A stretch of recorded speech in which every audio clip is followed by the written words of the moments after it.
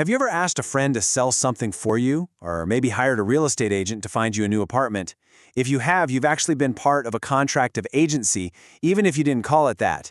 This legal relationship is basically the invisible engine behind tons of transactions, from tiny favors all the way up to huge corporate deals.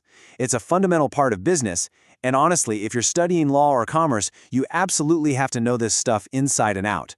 So let's get you exam ready and break down exactly how it works.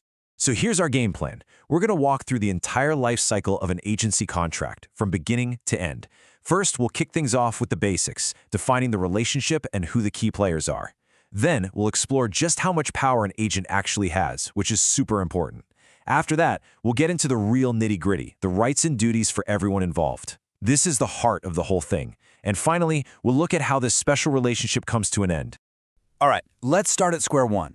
Before we can get into all the complex stuff, we need to be crystal clear on who's who in this relationship. What exactly is an agency? Who are the people involved? Getting this foundation right makes everything else so much easier to understand. Okay, so under the Indian Contract Act, Section 182, the definitions are actually pretty simple. The agent is the person acting on behalf of someone else. They're the representative. The principal is the person who gives them the green light to act. They're the one being represented. And the whole setup between them? That's called agency. Now here's the key takeaway, and this is really the magic of it all. The agent can create a legal relationship between the principal and a third party. That means the principal is legally bound by what the agent does, just as if they'd done it themselves.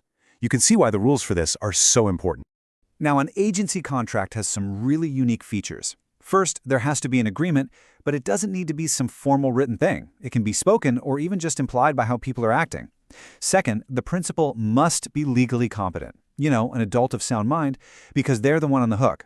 But here's the twist, and this is a classic exam question. The agent doesn't have to be competent. A minor could technically be an agent, which is a bit of a risk since you can't hold them liable. And finally, and this is another crucial point, unlike most contracts, you don't need consideration to create an agency. The promise to act is enough. So how do these relationships even start? Well, the most obvious way is with an express agreement, like a formal power of attorney where everything's spelled out. But it can also be implied. This can happen through estoppel, where if you act like someone is your agent, you can't later deny it. Or it could arise from necessity, like in an emergency to protect someone's property. Then there's something called ratification, which is pretty cool. That's where someone doesn't act on your behalf without permission, but you approve it after the fact, basically creating the agency backwards in time. And finally, some agencies just exist by law, like how partners in a firm are automatically agents for each other. Okay, so we've got an agency relationship. The very next question is, what can the agent actually do? What are the boundaries of their power? This is all about the agent's authority, and it's a super critical area to get right. An agent's authority usually comes in two flavors. Actual authority is what the principal clearly tells the agent they can do. It's their direct instruction manual. Ostensible authority, on the other hand, is what it looks like the agent can do based on the principal's actions.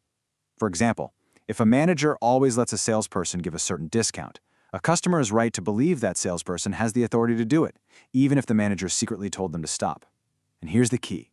If the principal makes it seem like an agent has authority, the principal is bound by what the agent does, even if it wasn't actually authorized.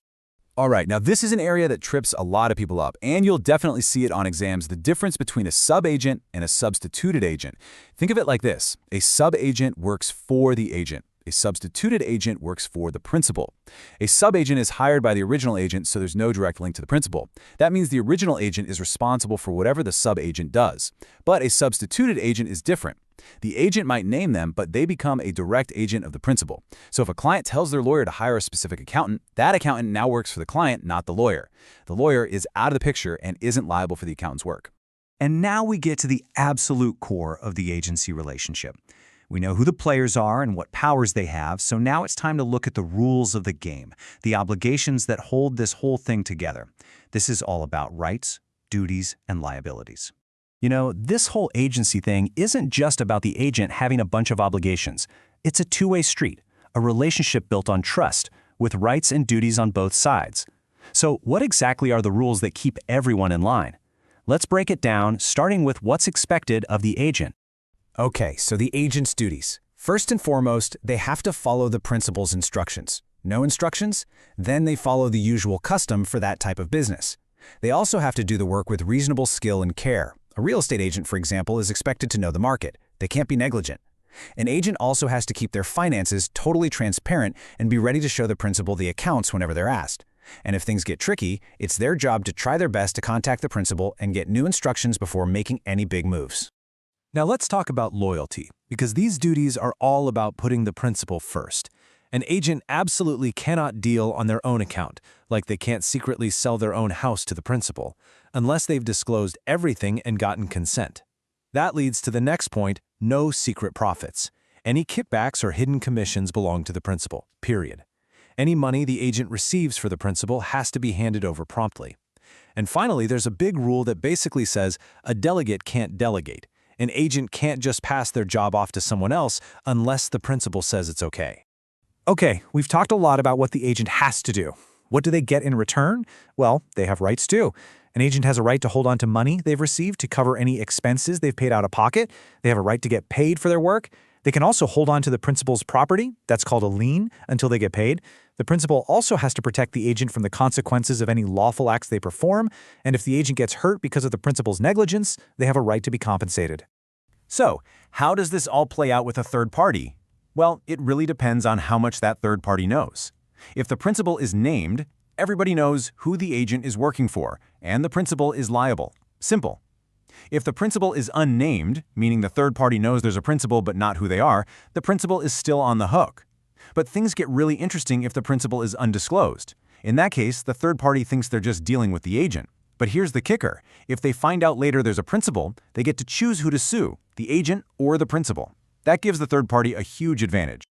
All right, we've seen how it starts and how it works. Now let's talk about how it ends. Every relationship comes to a close eventually, and the contract of agency is no different. Let's look at the ways it can be terminated. Termination basically falls into two buckets. First, it can be ended by the parties themselves. They can just mutually agree to call it quits, the principal can revoke the agent's authority, or the agent can decide to walk away. The second way is by operation of law, which happens automatically. This could be because the job is finished, the house is sold, for example, or a set time period for the agency runs out. It also ends if either the agent or the principal dies or becomes mentally unsound. The principal going insolvent also ends it, as does the destruction of the thing the agency was about, like if the car the agent was supposed to sell gets totaled. And there you have it. We've covered the entire life cycle of an agency contract, from how it's born, to the agent's authority, the balance of rights and duties, and finally how it ends.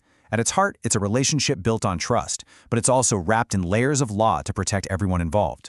And as we wrap up, here's a thought for the future. In this age of AI and smart algorithms, when an AI makes a deal, who is the principal? And who or what is the agent?